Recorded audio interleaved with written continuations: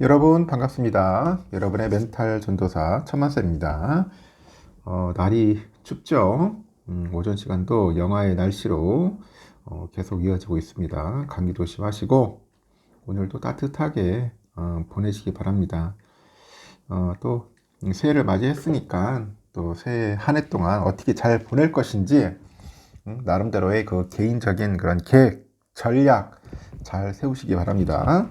세우시고 너무 영상 같은 것만 중독돼 있지 말고 책도 좀 읽고 또 노래도 듣고 산책도 하고 그렇게 보내세요. 요즘 보니까 다들 유튜브 영상에만 몰입해가지고 쇼츠나 보고 있고 그렇게 시간 때우는 분들 많은데 그 정신적으로 별로 좋은 게 아닌 것 같습니다.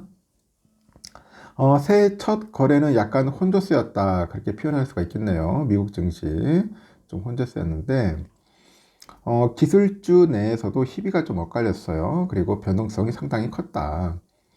오늘 뉴욕 증권거래소 보니까 다우지수가 전거래보다 319.10포인트 올라서 48,382.39를 기록을 했고 S&P 500은 같은 기간에 12.97포인트 상승해서 6,858.47, 나스닥은 6.36포인트 내려서 23,235.63에 장을 마감했습니다. 새해 첫날부터 증시는 출렁출렁 거려요.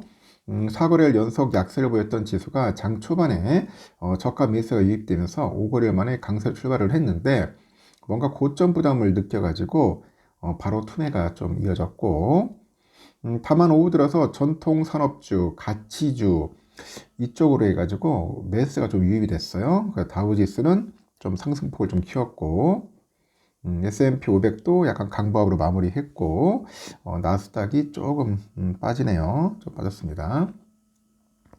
업종별로 보니까 기술업종 내에서 등락이 좀 엇갈리더라고요. 미국 증시의 그 업종을 흐름을 나타내는 그 다우지수의 경우 이 소프트웨어 지수가 있어요.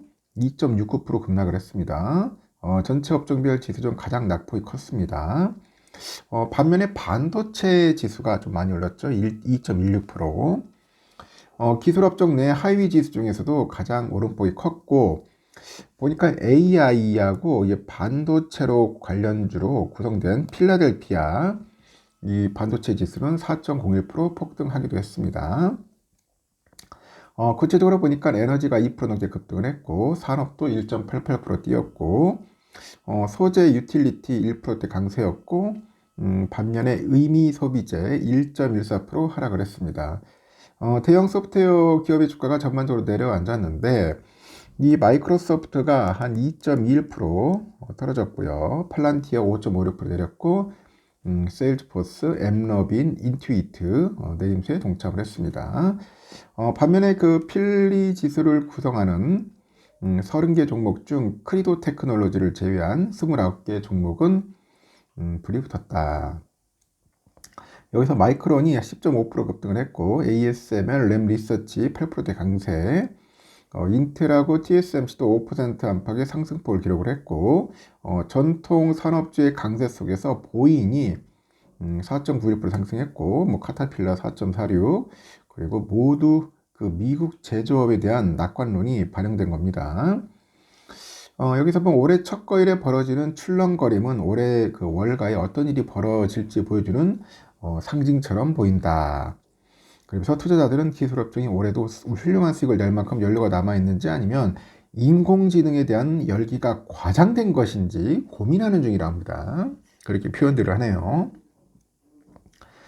시카고 상품거래소 패드워치툴에 보니까 연방기금금리 선물시장은 1월 금리 동결 확률을 82.8%로 반영을 했고 전날 마감 보려면 84.5%였는데 시카고 옵션 거래소 변동성 지수는 전장 대비 0.44포인트 떨어져서 14.51을 가리켰습니다.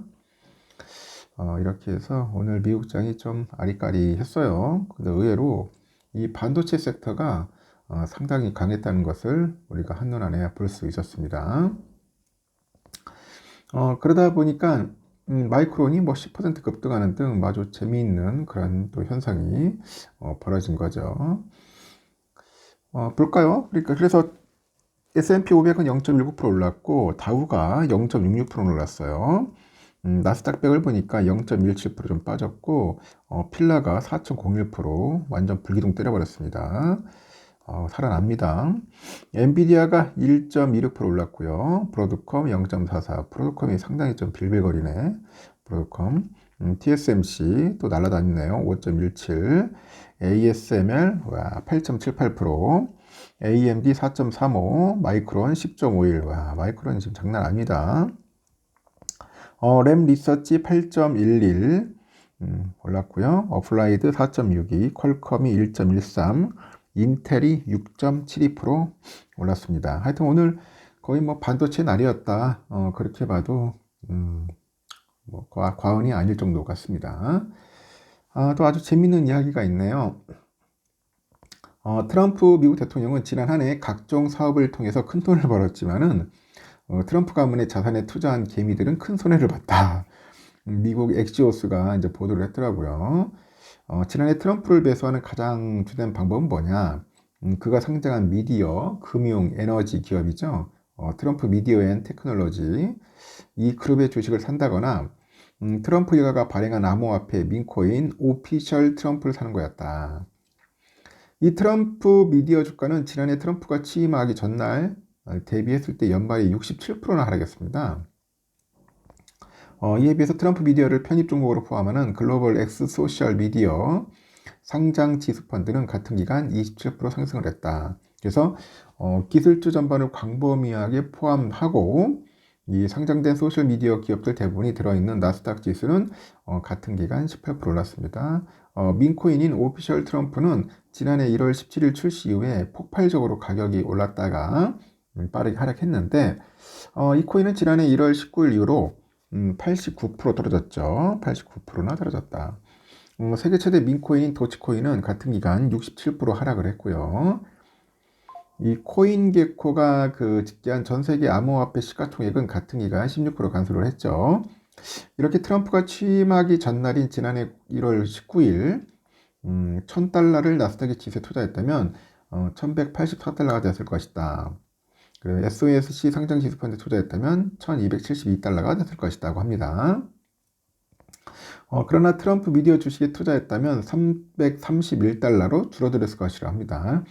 전 세계 암호화폐 시가총액에 1000억 달러를 투자했다면 842달러가 됐을 것이고 같은 금액을 도치코인에 투자하면 327달러, 오피셜 트럼프에 투자했다면 114달러가 됐을 것이다. 이처럼 개미들은 지난해 트럼프 관련 자산으로 큰 손해를 본 것으로 평가되지만 트럼프와 그 일가는 전혀 손해를 보지 않았다고 합니다. 포브스 양만장자인 대통령 트럼프의 순 자산이 여러 암호화폐 투자 수익에 힘입어서 2배 이상으로 늘었다고 추산을 하고 있네요.